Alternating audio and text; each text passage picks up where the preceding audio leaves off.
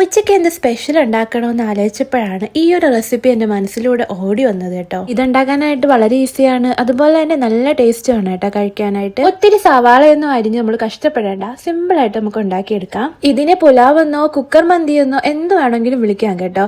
പക്ഷെ ഇതിന്റെ ടേസ്റ്റ് അടിപൊളിയാണ്. പാനിലേക്ക് വെളിച്ചെണ്ണ ഒഴിച്ച് ഇഞ്ചിയും വെളുത്തുള്ളിയും ചതച്ചത് ഇട്ട് കൊടുക്കുക, ഒന്ന് മൂപ്പിച്ചെടുക്കണം. സവാള നൈസായിട്ട് നീളത്തിന് കട്ട് ചെയ്തെടുത്തതാണ്, അതും ചേർത്ത് കൊടുക്കുന്നുണ്ട്. അതുപോലെ നൈസായിട്ട് നീളത്തിന് കട്ട് ചെയ്ത ഇഞ്ചിയും കൂടെ ചേർത്ത് കൊടുത്ത് നന്നായിട്ട് ഒന്ന് വഴറ്റി എടുക്കുന്നുണ്ട്. ഒരു 2 മിനിറ്റ് മതി.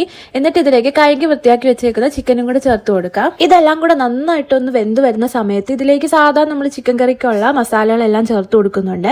പിന്നെ മാഗി ക്യൂബും ചേർത്ത് കൊടുക്കുന്നുണ്ട്. കുരുമുളക് പൊടി അധികം ചേർത്ത് കൊടുക്കാൻ മറക്കല്ലേ. ഇതിലേക്ക് ഒരു ക്യാരറ്റ് ചെറുതായിട്ട് ഇതുപോലെ കട്ട് ചെയ്ത് എടുത്തത് ഇട്ട് കൊടുക്കുന്നുണ്ട്. ക്യാപ്സിക്കം ഉണ്ടെങ്കിൽ ഈ ടൈമിൽ അതും കൂടെ ഇട്ട് കൊടുക്കാം. ഇതിൽ മെയിൻ ആയിട്ട് വേണ്ടത് ജീരകത്തിന്റെ പൊടിയാണ് കേട്ടോ, അതും കൂടെ ചേർത്ത് കൊടുക്കുന്നുണ്ട്. ഇതിനൊരു 20-25 മിനിറ്റ്സ് നമുക്ക് അടച്ചു വെച്ച് വേവിച്ചെടുക്കുന്നുണ്ട്. ഇതെല്ലാം കൂടെ നമ്മൾ കുക്കറിൽ ഇട്ട് കൊടുക്കുന്നുണ്ട്. ഒരു ഗ്ലാസ് അരിക്ക് 1.5 ഗ്ലാസ് വെള്ളം എന്ന രീതിയിലാണ് കേട്ടോ എടുത്തേക്കുന്നത്. ഇനി മെയിൻ ഐറ്റം ആണ് ഇതാ വെളുത്തുള്ളി. ഇത് നമ്മൾ എത്രത്തോളം ഇടുന്നു അത്രയും ടേസ്റ്റ് ആണ് കേട്ടോ നമ്മുടെ ഈ ഒരു റെസിപ്പിക്ക്. എരിഞ്ഞു വെച്ചേക്കുന്ന ക്യാരറ്റും കൂടെ ചേർത്ത് കൊടുക്കുന്നുണ്ട്. 2 പച്ചമുളക് എടുത്തിട്ടുണ്ട്. പിന്നെ ഉണക്കമുന്തിരി ചേർത്ത് കൊടുക്കുന്നുണ്ട് കേട്ടോ. ആവശ്യത്തിന് വെള്ളം ചേർത്ത് കൊടുക്കുന്നുണ്ട്. ഇതിൽ ഒരു നാരങ്ങയുടെ നീരും കൂടെ ചേർത്ത് കൊടുക്കുന്നുണ്ട്. ഇനി ഏലക്കയും ഗ്രാമ്പും ഇട്ട് കൊടുക്കുന്നുണ്ട്. എല്ലാം കൂടെ ഒന്ന് മിക്സ് ചെയ്ത് ഒരൊറ്റ വിസിൽ മീഡിയം ഫ്ലെയിമിൽ നമുക്ക് എടുത്താൽ നമ്മുടെ അടിപൊളി റെസിപ്പി ഇവിടെ റെഡി ആവും കേട്ടോ.